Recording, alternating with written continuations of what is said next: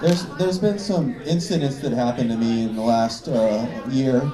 I was at Comic-Con, and some girl in a cheerleader outfit, a girl who works in Hollywood making B movies. She was topless in the last Werewolf 3, and she tried to grab me in the butt on the way to the restroom, and I had to talk to security.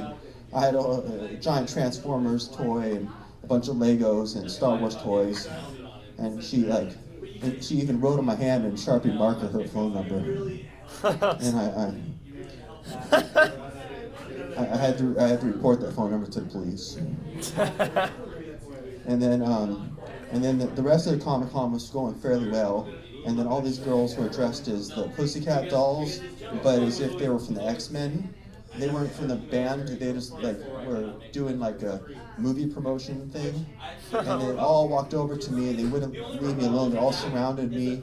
They all were saying very sexual things to me, and I was very embarrassed and very ashamed of myself. And I told them to knock it off. It's not appropriate to talk to gentlemen that way.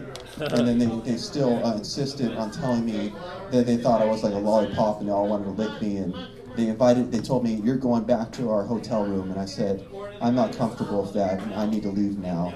I said, "My girlfriend wouldn't like this. If I invite my girlfriend here, she's gonna have something's gonna go down to you girls." And then they backed off after that and they said, "Fuck you, you're a whore." It was terrible. I felt so ashamed of myself. I had to shower for a whole hour just to not feel dirty about myself when I got home. It was so terrible. And then I was at the mall, and I was just buying some tube socks and men's underwear, briefs, and boxers. I wear both, so not at the same time.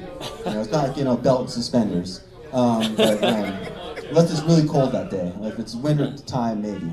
But I was buying that, and then of course the young girl sees me from the makeup counter. This beautiful young girl who's recently graduated college. She was at Stanford before, so I guess she's smart, but the way she behaved with me is pretty stupid.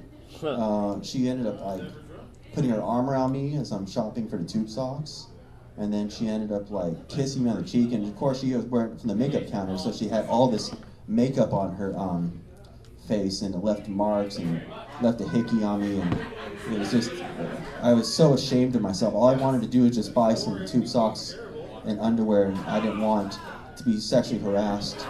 And she walked up to me and just whispered in my ear, "I'm gonna fuck your brains out." And I just lost it. I said, "Get away from me. I'm gonna talk to your manager." I talked to the manager, and they said, "Are you telling me the truth, young man? I mean, she's been employed here for a few years. She's got a pretty good record.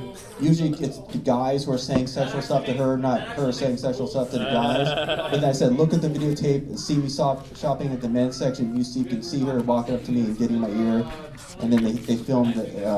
They took the video footage, and they basically watched it. And then they told me to leave. And I felt so ashamed that security took her side of the story. But I don't know. Let's see, what else happened? I'll talk about good stuff. My cat is doing really well right now. Yeah. He's got a bunch of cat toys he plays with all the time, and he's getting pretty strong and buff.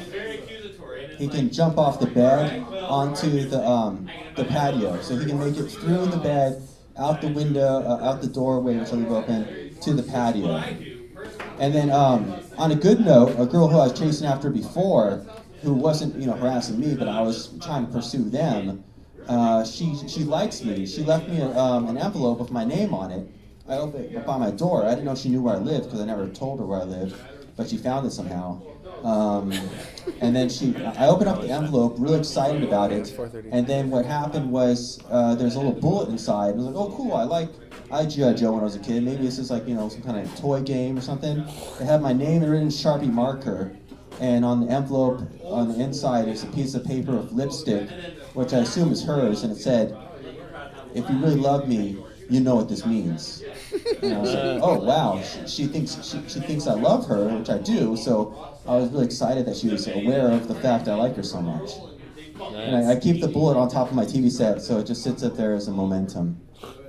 And then, so I came home from school the other day, and I was going to show this girl I was on a date with my apartment.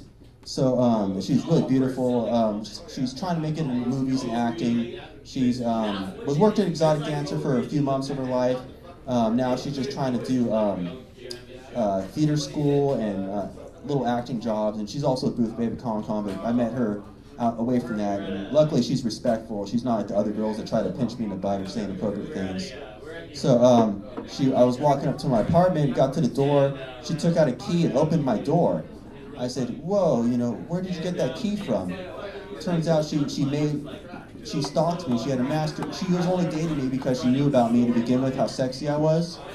And then she had a key of my place, and I had to change the locks the next day. Told the manager all about it, and then I even sent photos to the people around my apartment building what she looks like, and I said worn out predator, dangerous pervert, and they looked at it and said, "Isn't that the girl from Sports Illustrated last year?"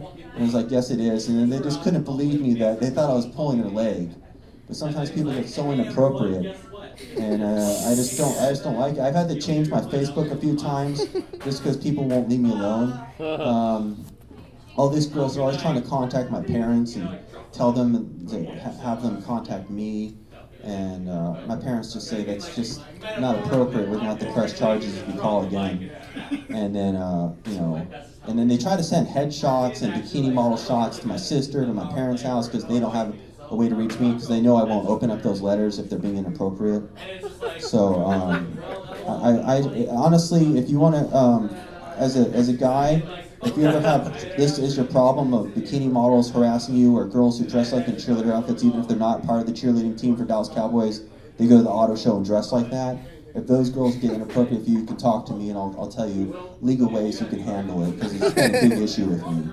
Alright, so hopefully this words of wisdom for other young men dealing with models and lingerie who won't leave them alone will make you feel part of the supportive community and make you feel safe as a young man and not feel preyed upon. So I'm getting a little emotional right now, so I better leave. Okay, this is Brent Goodman. Thank you. Okay,